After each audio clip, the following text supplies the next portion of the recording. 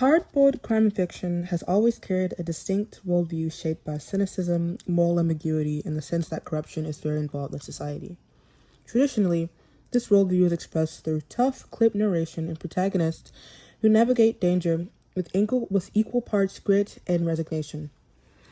Rian Johnson's Brick takes this hard-boiled sentiment and drops it into a setting that's completely incompatible, a high school. Brick translates the worldview of hard-boiled crime fiction into cinematic forms through techniques like stylized language, setting, and noir character tropes. By blending the familiar codes of noir with the anxieties and social hierarchies of adolescence, Brick shows that the hard-boiled worldview isn't tied to trench coats and smoky alleys. It's a way of understanding human behavior that can survive any era. It's timeless. According to the Britannica article, Hard-boiled fiction is a tough style of American crime fiction that was adapted in the 1920s. The article coined the style as having detectives, femme fatales, graphic sex and violence, corrupt urban settings, and fast-paced, slangy dialogue. Brick adapts many of these tropes. First, we'll explore the detective and femme fatale tropes. The main character, Brendan, fits the hard-boiled detective trope. Brendan is our protagonist who takes on the mission of solving a murder mystery. Taking on the hard-boiled investigator of a murder, he uses unethical methods to solve the murder, adapts the loner persona with the stoicism and how he lurks around the characters alone. Brennan also embodies the hard-boiled detective trope with his dialogue. He uses stylized language with phrases such as "all the Jake sprang from him" or "hash head." His dialogue gives him a hard, no-nonsense edge that is indicative of a hard-boiled detective. Another character who embodies a hard-boiled archetype is Laura. Laura is cunning, deceptive, and uses the male protagonist to get what she wants. Laura schemes and was ultimately the one who set Emily up to be murdered. Laura fits the femme fatale trope. She was a mastermind behind the murder and used Brenda's intimacy against him to win his affection and trust, just how a femme fatale is described to be. However, Brick adapts many of these elements, but reshapes them to fit a contemporary high school setting. Brendan, whilst fitting all these characteristics, is not a detective.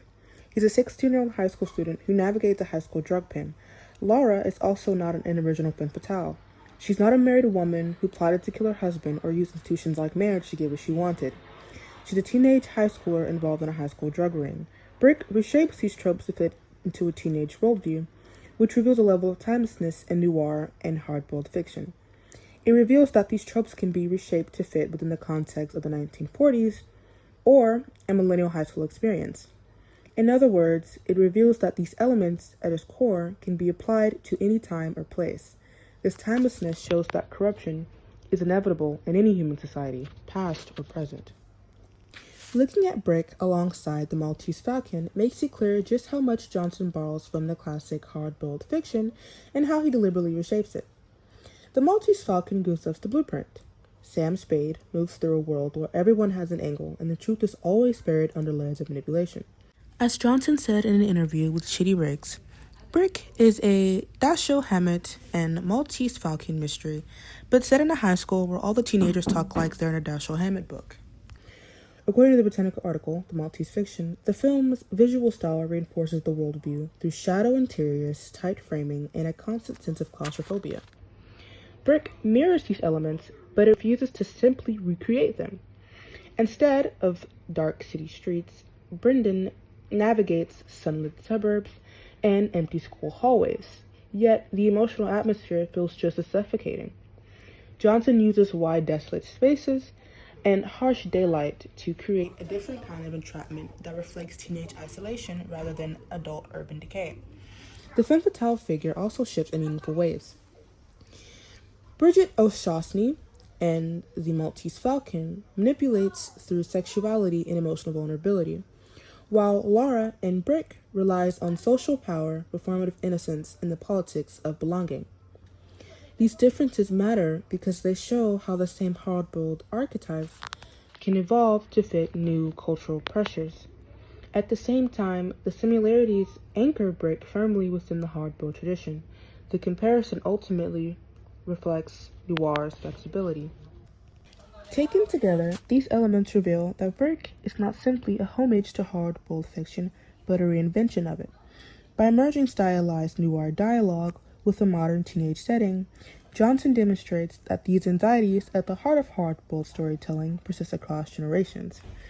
The film's reinterpretation of narration, character psychology, and the gender dynamics shows how noir's worldview can be expressed through new cinematic techniques without losing its thematic core.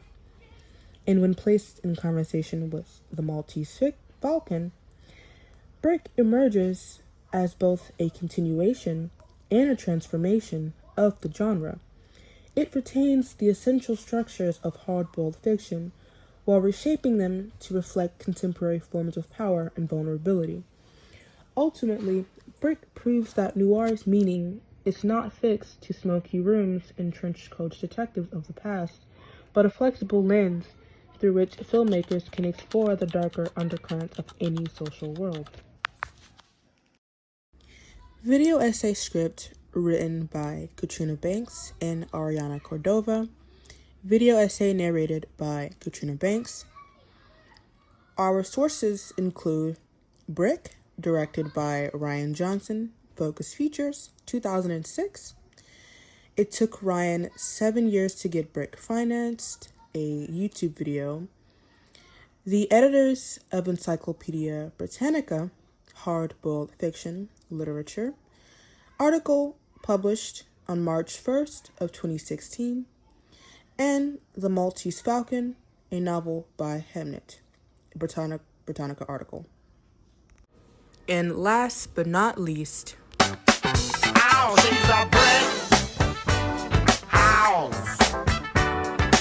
by the way, I'm so questioning my life right now.